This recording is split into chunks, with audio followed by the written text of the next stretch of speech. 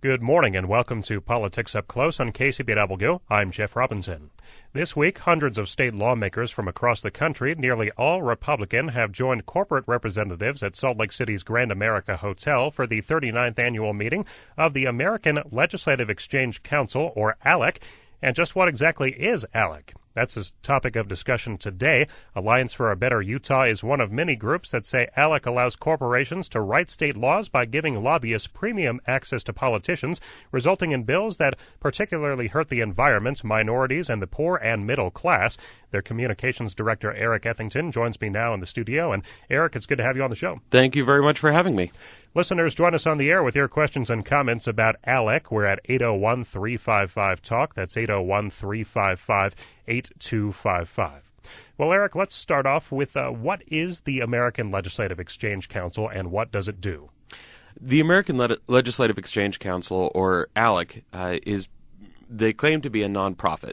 But what they do is they bring together corporate lobbyists from all over the country and frequently all over the world to meet with state legislators and sit down in private meetings that are not open to the public, not open to the media, write legislation that is going to be beneficial to those corporations and lobbyists, and then vote on it to decide whether or not they want to proceed.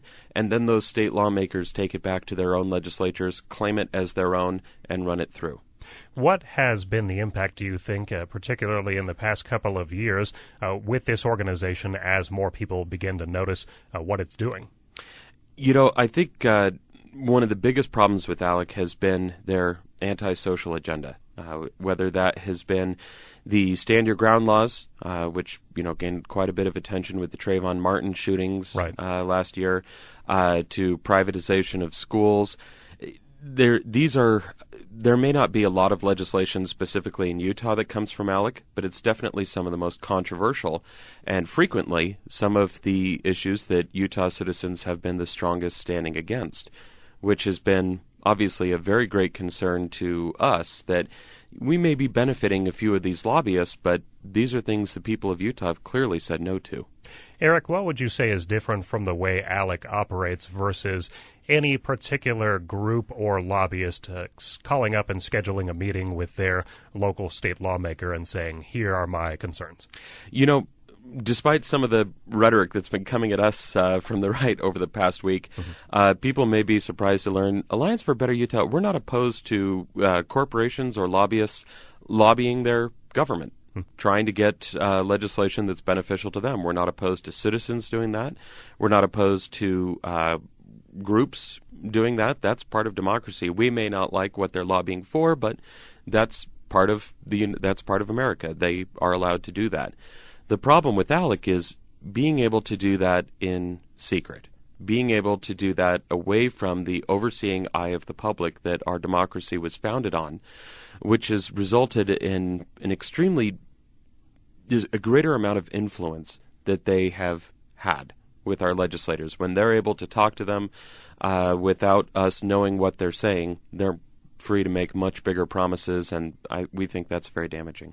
This is Politics Up Close on KCPW. I'm Jeff Robinson. We're talking about the American Legislative Exchange Council, which is holding its annual meeting in Salt Lake City at the Grand America Hotel. Join us, 801-355-TALK, 801-355-8255. You can also send your tweets to us at KCPW. But, Eric, when one meets with a lawmaker to engage in lobbying or engage in a conversation, usually that meeting would be private. You wouldn't, invite the public to come in and watch your meeting. Is it really as secretive as critics claim compared to the way other people do it? I would say absolutely. When a lobbyist goes up, say, at our legislature to meet privately, they are registered as a lobbyist. We know what bills result from meetings like that if you are willing to get involved in the process and pay attention. But it's not so with ALEC. And one of our big points has been that context matters on these bills.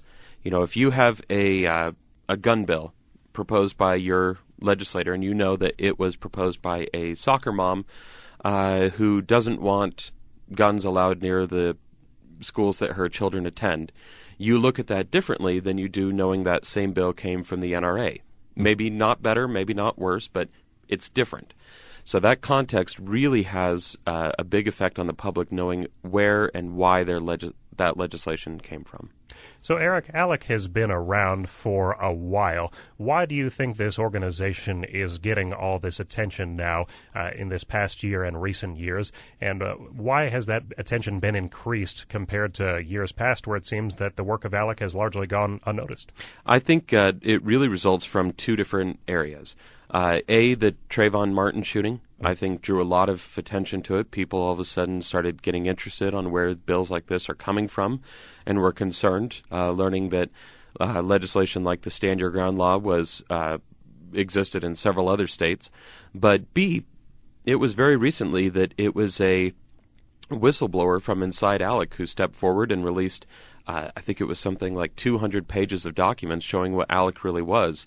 Up until that point, we had very little insight into who they were and what they did. It took a whistleblower to actually expose them. So tell me about the efforts, Eric, of ALEC Exposed and what we're seeing not just here in Utah but across the nation when it comes to various groups that are, going up against ALEC. As far as Alliance for a Better Utah is concerned, we are an education and advocacy organization. We just finished this week releasing a 45-page, extremely detailed report on the exact ALEC influence in Utah, what bills have come from them, what bills are exact copies of their model legislation, what bills are just based on ALEC principles. People can find that at betterutah.org. It's actually a little shocking when you start realizing how far their influence goes. 801-355-TALK, 801-355-8255 is the number to call to join us on the air. And Elizabeth is calling from Salt Lake City. What's your question or comment about the American Legislative Exchange Council, Elizabeth? Well, I was wondering if Eric could speak at all to, we were talking about context earlier, the context of our state legislatures not meeting these lobbyists as registered lobbyists in their offices, but meeting them over a 5-course meal in a 5-star hotel with a group of politicians who have very similar conservative ends.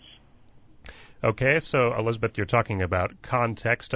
What do you think it is about the way this meeting is held, the fact that lawmakers from all these states are coming together at a 5-diamond hotel? How does that change things? I think it certainly does. Anytime you've got kind of a pressure cooker like that, it really does open up our legislators to be more open to things that are available. For example, on Channel 13, on Fox 13, just a few days ago, they interviewed a very proud ALEC legislator from Arizona. Peggy Judd was her name, who said that she was thrilled to go to ALEC because they were teaching her how to be a better conservative. But she also mentioned, and I don't know if she meant to or if it just slipped out, but she did mention that, of course, she was lobbied at ALEC. She said, yeah, absolutely I am. I think that was really quite telling when you realize that this is a place for these lobbyists to step in and have absolutely unfettered access, knowing that nothing that they say could ever be part of the public record. Elizabeth, thank you for the call. 801-355-8255 is our phone number. We're talking now with Eric Ethington, Communications Director for Alliance for a Better Utah, about the American Legislative Exchange Council, or ALEC. Eric, are there any particular pieces of legislation in recent years here in Utah that have become law that are on this list of ALEC-specific bills? And if so, what are they?